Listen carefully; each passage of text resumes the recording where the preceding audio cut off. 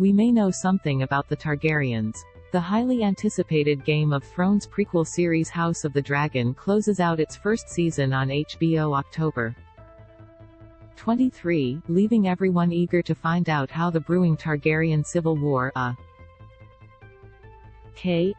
The Dance of Dragons, will play out. Based on the Fire Blood novel by George R. Martin, House of the Dragon takes place 200 years before the events of Game of Thrones when House Targaryen rules over Westeros, but things are tenuous. The Targaryen family is divided after King Viserys Targaryen, Paddy Considine, names Rhaenyra, Emma Darcy, the king's firstborn child and daughter, the heir. But her position is later challenged by Aegon. Tom Glyn Carney, the king's son who is conceived after Rhaenyra, is declared the heir. The infighting results in a decades-long civil war, pitting Rhaenyra's supporters against those of Aegon. And, thanks to a dedicated Game of Thrones rewatch, we've learned a bit about the outcome. As Game of Thrones fans will likely recall, the Targaryens were represented on the series by Daenerys, Emilia Clarke, and, in Season 1 anyway, her brother Viserys, Harry Lloyd. So, what clues did Game of Thrones drop about the Targaryens of centuries past? Keep reading to find out. Which members of the Targaryens were featured in Game of Thrones? In addition to Daenerys and Viserys, Aemon Targaryen, Peter Bond, appeared throughout the series. Known as the last known Targaryen in Westeros, he was the great-uncle of Daenerys and Viserys.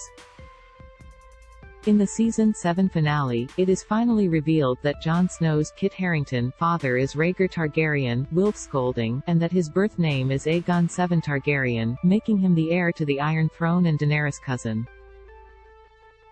Why is the House Targaryen family tree so intertwined? Well, simply put, they really like to marry each other. According to Game of Thrones, the family had a reputation for intermarrying siblings in an effort to keep the bloodline pure. This desire for purity caused some problems further down the line, as the inbreeding sometimes produced genetic issues, for lack of better words. Madness and greatness are two sides of the same coin, Lord Varys Conleth Hill said of the Targaryens in Season 8. Every time a new Targaryen is born, the gods toss the coin in the air and the world holds its breath to see how it will land. What about the dragons? Though Daenerys is referred to as the mother of dragons throughout Game of Thrones, there really aren't that many dragons left alive in late 200 AC. In the series, Daenerys laments the fact that the dragons were held captive in King's Landing after the Dance of the Dragons nearly drove the species to extinction. A dragon is not a slave.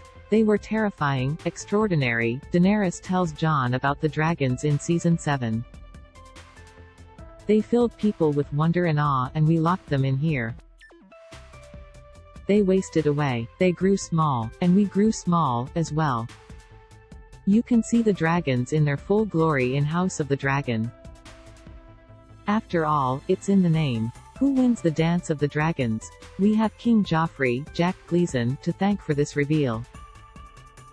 During a Season 3 scene, Joffrey tells his fiancée Margaery Tyrell, Natalie Dormer, Rhaenyra Targaryen was murdered by her brother, or rather his dragon. It ate her while her son watched. While Game of Thrones hints that Aegon eventually defeats Rhaenyra, fans of the book might defend that her side ultimately wins. Why? Well, because Rhaenyra's son with Daemon, Aegon III, inherited the Iron Throne after his uncle, also named Aegon, died. Get ready for more fire, more blood and plenty more Targaryens when House of the Dragon, which also stars Matt Smith, Olivia Cooke, Steve Toussaint and Rhys Ifans, airs its finale at 9 p.m.